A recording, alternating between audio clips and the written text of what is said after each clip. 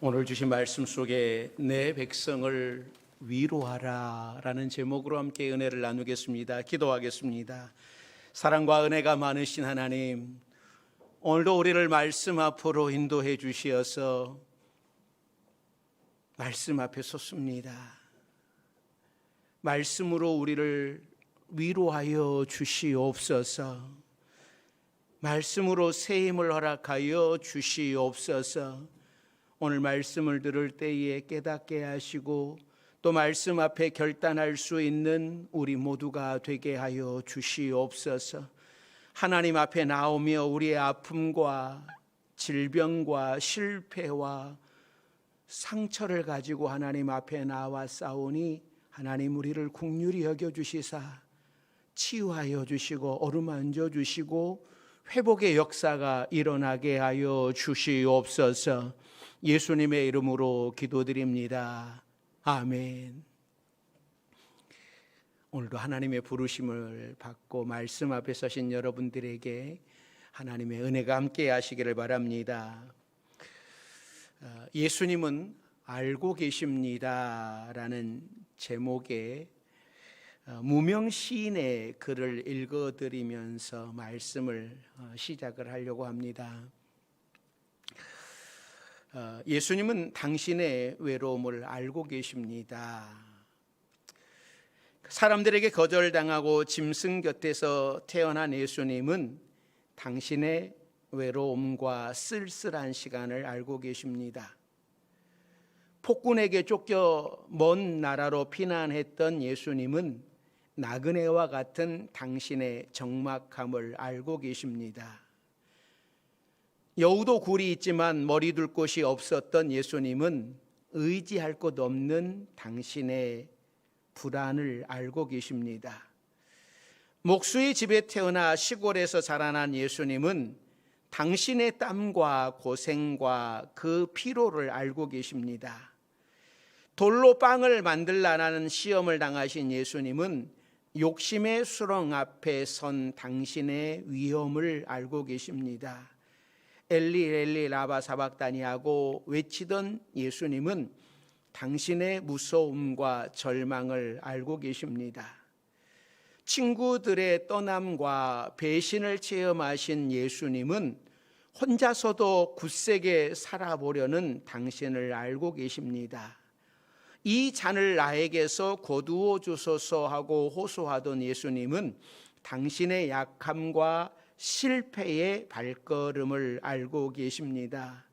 수건을 동이고 제자들의 발을 씻던 예수님은 숨은 봉사와 당신이 지불한 희생을 알고 계십니다. 갈보리 언덕으로 홀로 올라가신 예수님은 남몰래 흘리는 당신의 눈물을 알고 계십니다 라는 글입니다. 우리는 내일부터 내 백성을 위로하라라고 하는 주제를 가지고 9월 특세를 시작을 합니다. 하나님께서는 우리의 모든 눈물을 알고 계시며 우리를 위로하시기를 원하십니다. 코로나19가 시작된 지 벌써 3년이 되어 갑니다. 그동안 코로나는 세계의 질서를 바꾸고 생활의 많은 부분들을 바꾸어 놓았습니다. 코로나 때문에 더 잘 살게 되었다라고 하는 사람은 별로 없고 다들 힘들고 지친 마음으로 코로나가 끝나기를 기다리지만 끝이 아니라 이제는 생활 속에 품어야 하는 때가 되었다고 이야기들을 합니다. 하나님께서는 지친 우리들에게 이번 9월 특별 새벽 집회를 통하여서 우리들의 마음을 위로하십니다. 우리 성도들이 새벽 집회에 모두 참여하셔서 함께 위로의 말씀을 들을 수 있기를 바랍니다. 이사야서는 전체가 66장으로 되어 있는데 오늘 본문인 이 40장서부터는 내용이 완전히 달라지면서 포로에 가 있는 백성들을 위로하고 그들이 고향으로 돌아오게 될 것이다 라고 하는 예언을 하게 됩니다.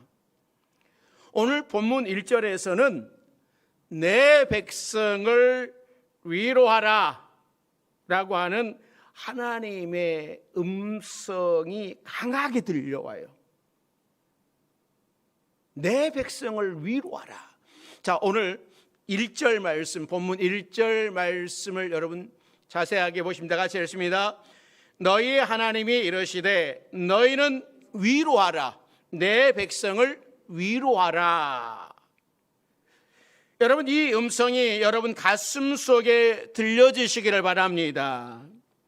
그러니까 하나님께서는 이스라엘 백성들이 우상을 숭배하며 하나님을 떠났을 때에 아픈 가슴으로 그들을 부르셨습니다. 심판을 외치시는 이사야 39장까지의 내용을 보면 그들은 하나님의 백성,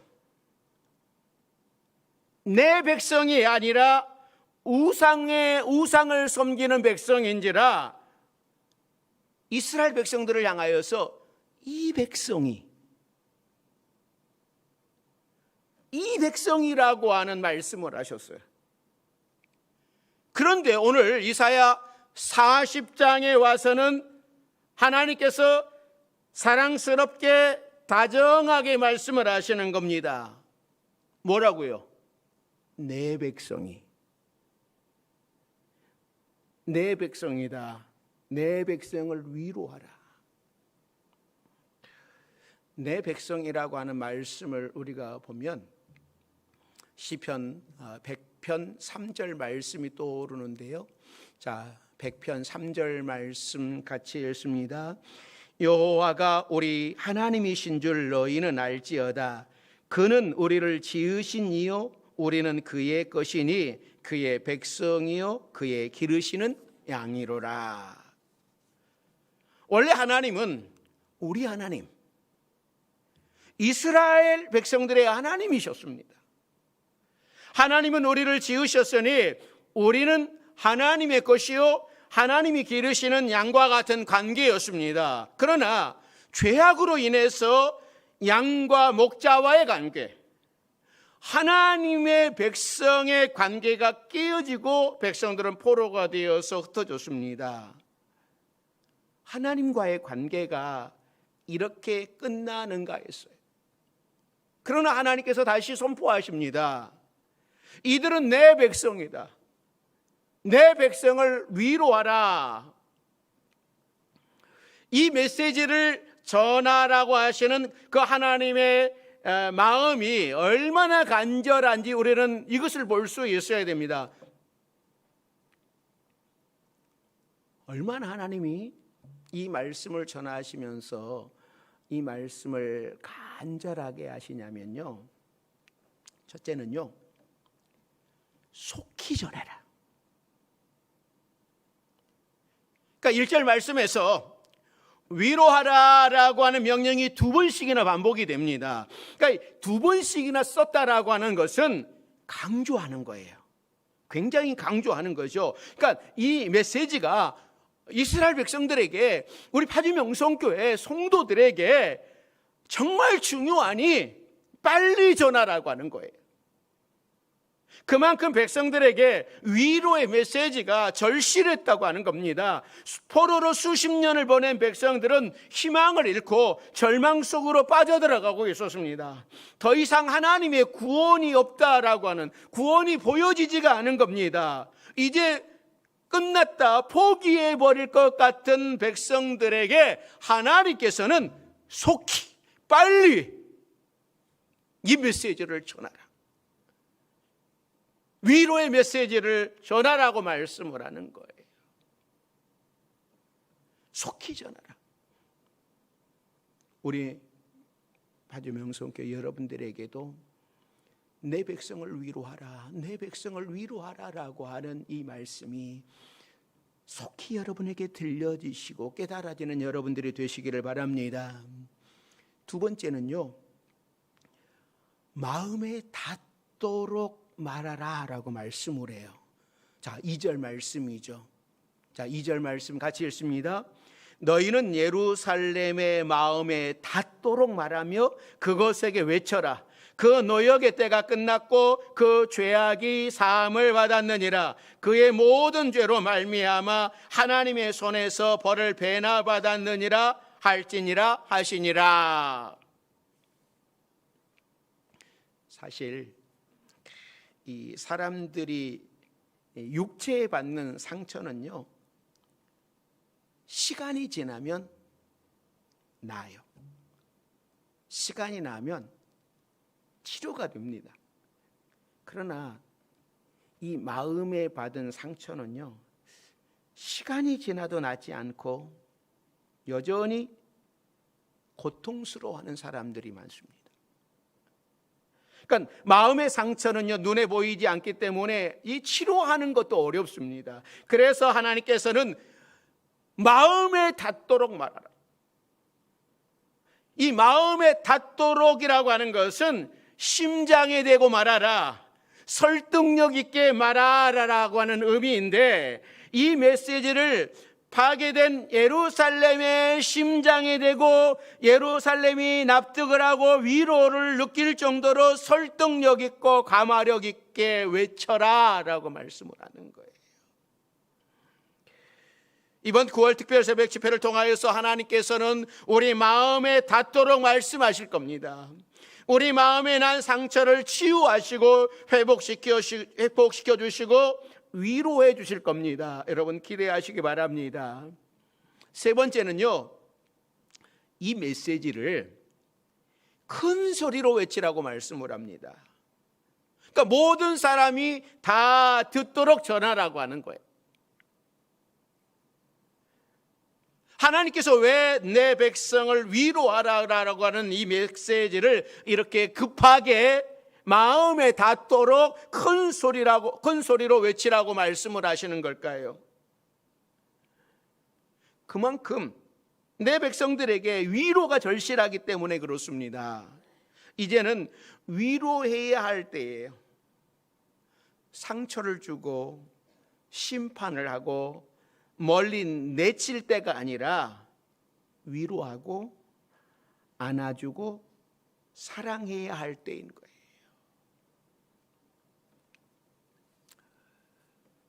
제가 인터넷에 보니까는 아빠의 위로라고 하는 글을 제가 읽을 수 있었는데요. 이 내용이 이래요. 여행에서 돌아오다가 우리 가족은 큰 사고를 당하고 말았다. 그 사고로 나는 2개의 보조다리 없이는 걸을 수 없게 되었다. 나보다는 덜했지만 아빠도 보조다리 없이는 걸을 수가 없었다.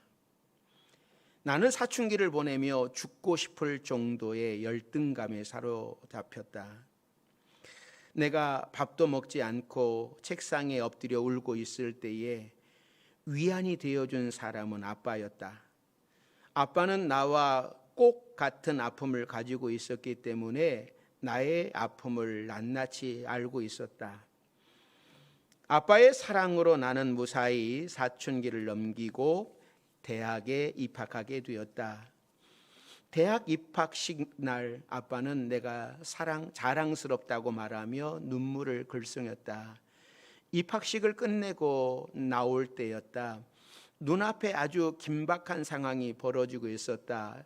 차도로 한 어린 꼬마가 뛰어들고 있었던 것이다. 그런데 내 눈앞에 믿을 수 없는 일이 일어나고 있었다. 아빠가 보조다리 없이 아이를 향해 전 속력으로 달려가고 있었던 것이다. 나는 내 눈을 의심하며 아빠가 그 아이를 안고 인도로 나오는 모습을 지켜보았다. 아빠! 나는 너무 놀라 소리쳤지만 아빠는 못 들은 척 보조다리를 양팔에 끼고는 서둘러 가버렸다. 엄마도 봤지? 아빠 걷는 거. 하지만 엄마의 얼굴은 담담해 보였다. 놀라지 말고 엄마 말 잘 들어. 언젠가는 너도 알게 되리라 생각을 했어. 아빠는 사실 보조 다리가 필요 없는 정상인이야. 그때 아빠는 팔만 다치셨어. 그런데 4년 동안 보조 다리를 짚고 다니신 거야. 같은 아픔을 가져야만 아픈 너를 위로할 수 있다고 말이야. 왜 그랬어? 왜 아빠까지? 나도 모르게 울음이 터져 나왔다.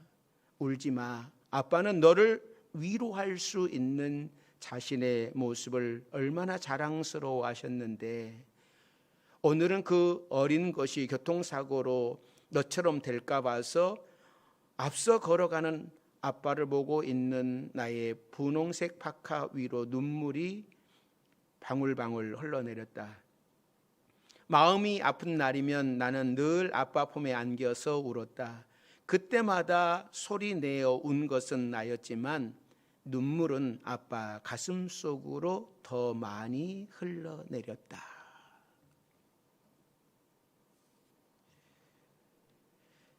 육신의 아버지도 자녀를 위로하고 싶어서 함께 보조다리를 하면서 불편을 감수했습니다. 하물며 하늘 아버지께서는 우리를 위로하시려고 하늘 보좌를 버리시고 이 땅에 오셔서 십자가를 대신 지신 분이십니다. 이 위로의 하나님께서 우리 성도들을 위로해 주실 줄로 믿습니다. 하나님께서 우리에게 주시는 위로의 메시지, 백성들에게 전할 메시지는 2절에 잘 나와 있습니다. 자, 2절 말씀 우리 다시 봅니다. 2절 같이 했습니다. 너희는 예루살렘의 마음에 닿도록 말하며 그것에게 외치라.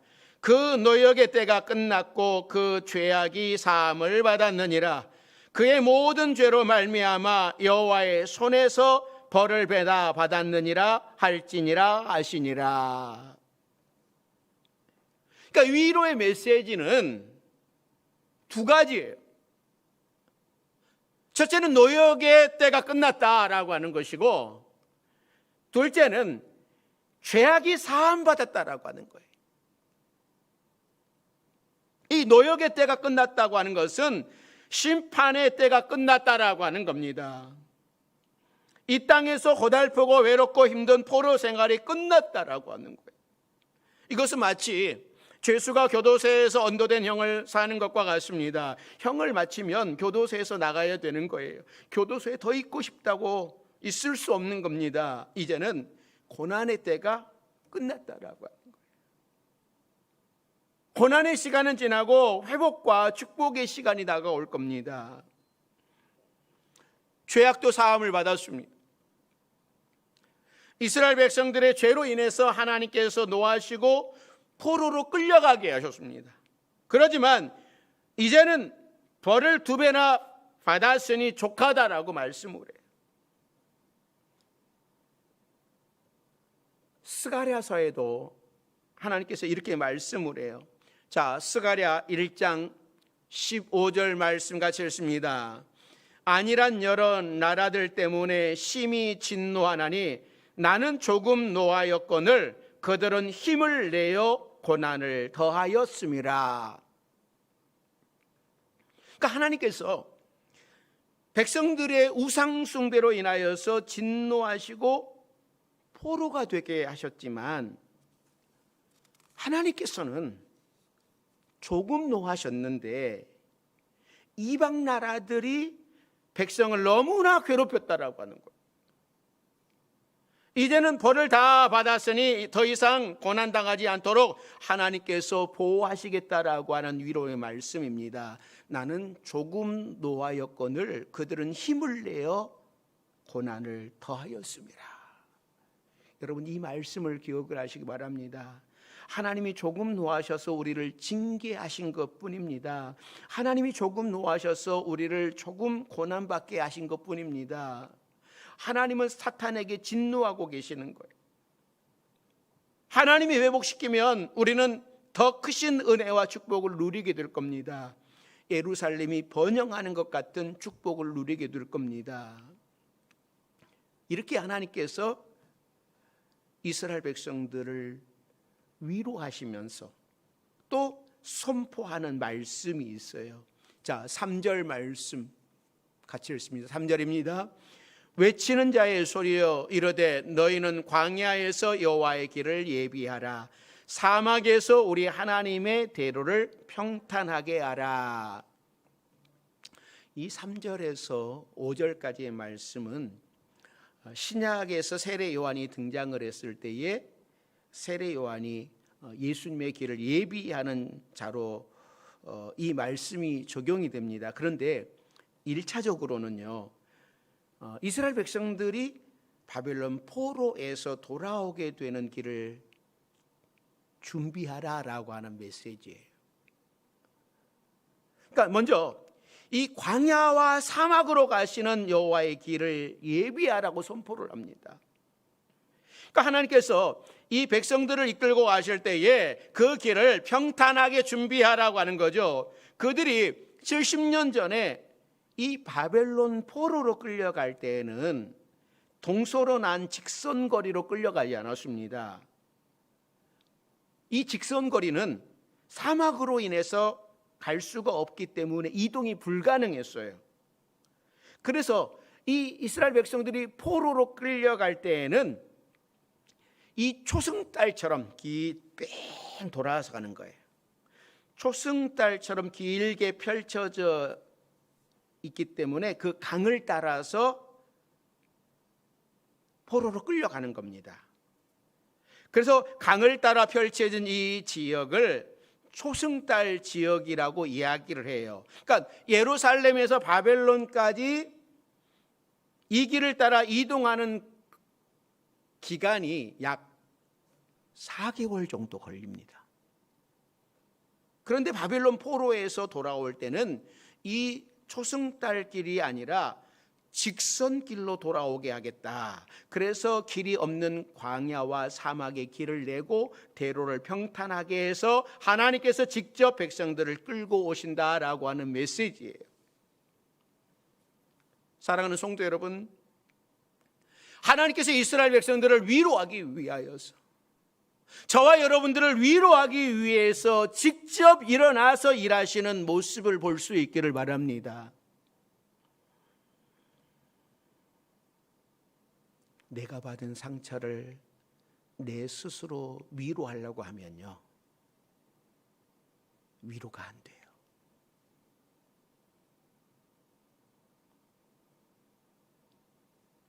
다른 사람이 나에게 말해도 그건 위로 안 됩니다.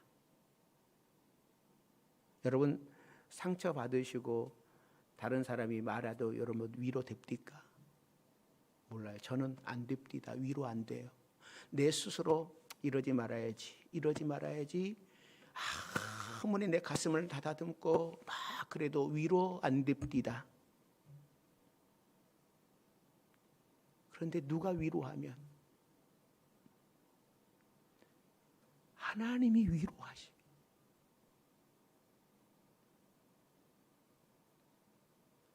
하나님이 내 마음 만져주심. 정말 봄눈 녹듯이 싹 사라져버려요.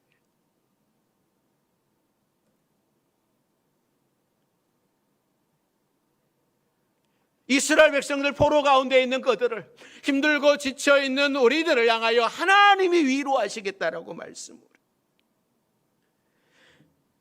우리가 상처에 지쳐서 포기할까 봐 다시 일으켜 세우시겠다고 말씀을, 우리는 너무 더디다고 이 고난의 끝은 언제냐고 불평하며 힘들어하지만 하나님께서도 마음이 급하십니다. 그래서 멀리 돌아가지 않고 단숨에 돌아올 수 있도록 사막의 길을 모두 고속도로로 만들어서 우리에게 오시는 거예요.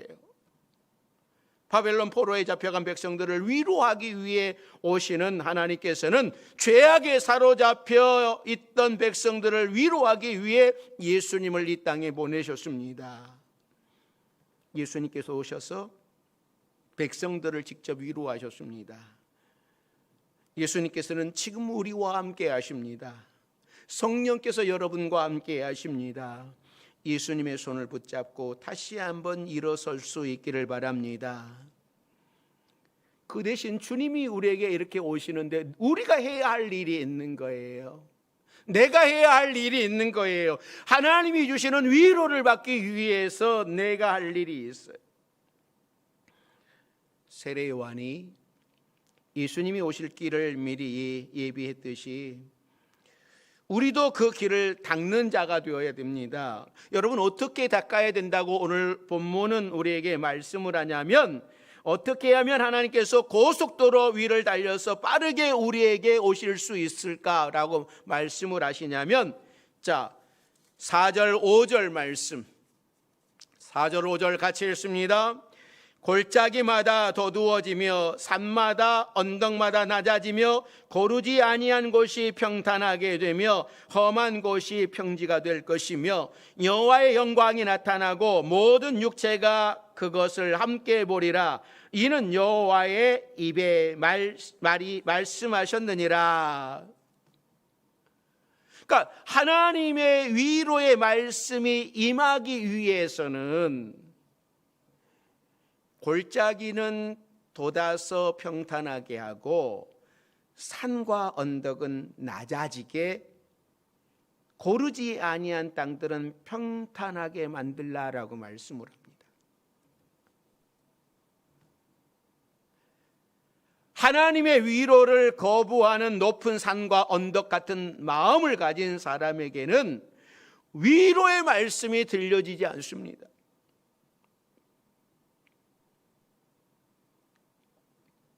또 너무 낮은 골짜기로 내려가서 자신의 문제에만 파묻혀 있는 사람에게도 위로의 말씀이 들려지지 않습니다. 산과 같은 높은 마음은 골짜기로 내려와야 되고, 계곡에 깊숙이 파묻혀 자신의 문제 안으로 숨어버린 사람들도 눈을 들어서 하나님의 영광을 바라봐야 되는 겁니다.